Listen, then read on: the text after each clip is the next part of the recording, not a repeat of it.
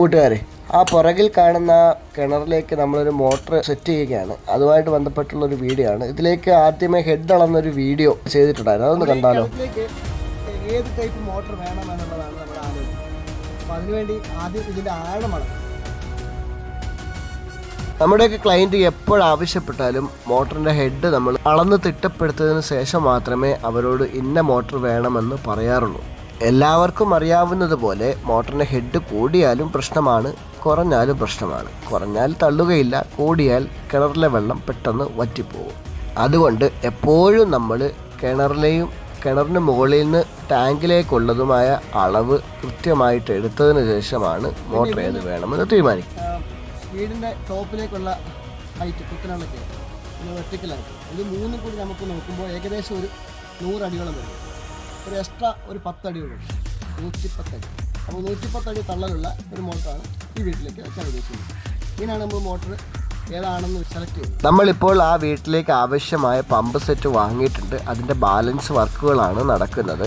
കിണറിലേക്ക് pipe ഇറക്കണം. ഉളിയും ചുറ്റയിലും ഉപയോഗിക്കുന്നത് കാണുമ്പോൾ ചില ആളുകൾ ചോദിക്കാറുണ്ട് അവിടെ മെഷീൻ ഉപയോഗിച്ചതായിരുന്നു. ചെറിയ റിങ്ങാണ്. ആ റിങ്ങിനകത്ത് അധികം ബലം വന്നു കഴിഞ്ഞാൽ പൊട്ടിപ്പോവാനുള്ള ചാൻസ് ഉണ്ട്, എല്ലാവർക്കും അറിയാവുന്നതാണ്. അതുകൊണ്ട് നമ്മൾ ഉളിയും ചുറ്റയിലും മാക്സിമം ഉപയോഗിക്കുക. ദാണ്ട് ഈ കൊണ്ടുവരുന്നതാണ് ആ വീട്ടിലേക്ക് വാങ്ങിയിരിക്കുന്ന പമ്പ് സെറ്റ്. ഇത് കേരാടയാണ്. 1.5 HP ആണുള്ളത്. 130 അടിയാണ് അവരുടെ ഹെഡ് ഉള്ളത്. അവരുടെ മോട്ടറിനകത്ത് ഹെഡായിട്ട് എഴുതി വെച്ചിരിക്കുന്നത് 110 അടിയാണ്. അപ്പോഴും കമ്പനിക്കാർ പറയുന്നുണ്ട് 130 അടിയൊക്കെ ഈസി ആയിട്ട് തള്ളുമെന്ന്. എന്നാലും 10-20 അടി എപ്പോഴും അവർ കുറച്ചെടുത്തതേ ഉള്ളെന്നാണ് കമ്പനി അവകാശപ്പെടുന്നത്. ഇതൊക്കെ കമ്പനിയുടെ അവകാശമാണ്. സബ്മേഴ്സിബിൾ പമ്പിൻ ഫുഡ് വാൽവ് എപ്പോഴും മുകളിലേക്കാണ് ഉയർത്തി വെക്കേണ്ടത്, താഴേക്ക് വെക്കരുത് കേട്ടോ. താഴേക്ക് വെച്ച് കഴിഞ്ഞാൽ മോട്ടർ കത്തിപ്പോകാനുള്ള ചാൻസ് ഉണ്ട്. എപ്പോഴും മോട്ടറിൻ്റെ മുകളിലേക്കായിട്ട് വെക്കുക. കമ്പനി 2 വർഷം ഗ്യാരണ്ടിയും വാറണ്ടിയും ഒക്കെ തരുന്നതും ഇത് നോക്കിയിട്ടാണ് കേട്ടോ. പിന്നെ കുറേ ആളുകൾ ചോദിച്ചിട്ടുണ്ടായിരുന്നു എന്തുകൊണ്ട് നിങ്ങൾ ഹോസ് കോളർ SS-ൻ്റെ ഉപയോഗിക്കുന്നില്ല എന്ന്. അവരോടൊക്കെ പറയാനുള്ളത് SS-ൻ്റെ ഒക്കെ ഉപയോഗിച്ച് കഴിഞ്ഞാൽ ഇവർ തരുന്നത് SS അല്ല. SS-ൻ്റെ പേരിൽ തരുന്നത് മിക്കവാറും ഒക്കെ GI ആണ്. അത് തുരുമ്പിച്ചിട്ട് വെള്ളത്തിലൊരു മാതിരി സ്മെല്ല്. അത് കാരണത്താലാണ് നമ്മൾ SS ഉപയോഗിക്കാതെ PVC തന്നെ ഉപയോഗിക്കുന്നത്. ഒടിഞ്ഞു പോകില്ലയോ എന്ന് കുറേ ആളുകൾ ചോദിക്കാറുണ്ട്. ഇതുവരെ ഒടിഞ്ഞിട്ടില്ല കേട്ടോ. എത്രയോ നാളുകളായി നമ്മളിത് ചെയ്യാറുണ്ട്. ഇനി നമ്മൾ വയറ് ജോയിൻറ്റ് ചെയ്യുമ്പോൾ ഉള്ള കാര്യങ്ങളാണ് ശ്രദ്ധിക്കേണ്ടത്. വയറ് ജോയിൻറ്റ് ചെയ്യുമ്പോൾ എന്തെല്ലാം ശ്രദ്ധിക്കണം? ഈ ജോയിൻറ്റ് ചെയ്യുമ്പോഴേ സ്ട്രൈറ്റ് ജോയിൻ്റ് ആണ് എപ്പോഴും ചെയ്യുക. ചില ആൾക്കാർ വയറിങ്ങനെ പിടിച്ചിട്ട് ഇങ്ങനെ പിടിച്ചിരിക്കുന്നത് അത് ശരിയായ രീതിയല്ല. നമ്മൾ വയറ് ജോയിൻ ചെയ്യുമ്പോൾ എപ്പോഴും സ്ട്രൈറ്റ് ആണ് 2 വയറിങ്ങനെ കൊണ്ട് വയ്ക്കാം. എന്നിട്ട് ഒരു സൈഡ്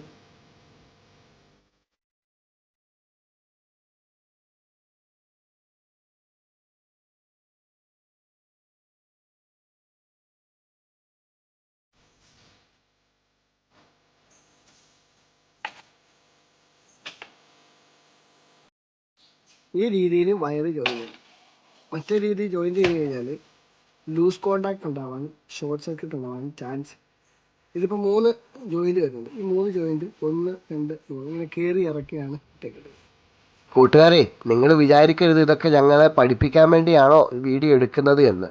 ചില തുടക്കക്കാർക്കും പിന്നെ ഒരു ഓർമ്മപ്പെടുത്തലുമൊക്കെയാണ്. അല്ലാതെ ഒരിക്കലും ആരെയും പഠിപ്പിക്കാൻ വേണ്ടി ഒന്നും അല്ല ഈ വീഡിയോ ചെയ്യുന്നത് കേട്ടോ. ചില ആൾക്കാർക്കെങ്കിലും ഉപകാരപ്പെടുന്നുണ്ട് എന്ന് പ്രത്യേകമായിട്ട് അറിയിക്കാറുള്ളത് കൊണ്ടാണ് ഇത്തരം വീഡിയോകൾ പിന്നെയും അപ്ലോഡ് ചെയ്യാറുള്ളത് കേട്ടോ. നമ്മളങ്ങനെ പമ്പ് സെറ്റിൻ്റെ എല്ലാ പരിപാടിയും കഴിഞ്ഞിട്ട് കിണറ്റിലേക്ക് ഇറക്കുകയാണ്. ബോഡി ഉൾപ്പെടെയാണ് നമ്മൾ കയറ് കെട്ടുന്നത് കേട്ടോ. താണ്ട കൂട്ടുകാരെ, നമ്മൾ പമ്പ് ഓണാക്കിയിട്ടുണ്ട്. പമ്പ് ഓണാക്കിയപ്പോൾ ടാങ്കിലേക്ക് വീണ വെള്ളത്തിൻ്റെ പ്രഷറാണ് ഇത് കേട്ടോ.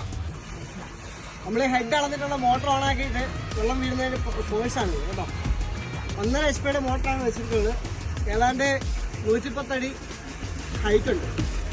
താഴത്തെ മോട്ടർ കിണറ്റിൽ നിന്ന് ഈ ടാങ്ക് വരെ 110 അടി ഹൈറ്റ് ഉണ്ട്. കൂട്ടുകാരെ, ഈ വീഡിയോയിലും ചില തെറ്റുകളോ കുറ്റങ്ങളോ ഒക്കെ കാണാം. നിങ്ങളുടെ നോട്ടത്തിൽ എന്തെങ്കിലുമൊക്കെ കുറ്റങ്ങളോ കുറവുകളോ ഒക്കെ ഉണ്ടെങ്കിൽ അത് ചൂണ്ടിക്കാണിക്കുക. കമൻ്റായിട്ട് വീഡിയോയുടെ അടിയിൽ രേഖപ്പെടുത്തണം. ഇഷ്ടപ്പെട്ടിട്ടുണ്ടെങ്കിൽ നിങ്ങളുടെ വിലയേറിയ അഭിപ്രായങ്ങളും കമൻ്റായിട്ട് രേഖപ്പെടുത്തണം. കൂട്ടുകാർക്കൊക്കെ എത്തിച്ചു കൊടുക്കുക. ആർക്കെങ്കിലുമൊക്കെ ഉപകാരപ്പെടുകയാണെങ്കിൽ അത് അറിയിക്കണം കേട്ടോ. അതൊക്കെ കേൾക്കുമ്പോൾ ഒരു സന്തോഷമാണ്. അപ്പോൾ ഓക്കെ, ബൈ.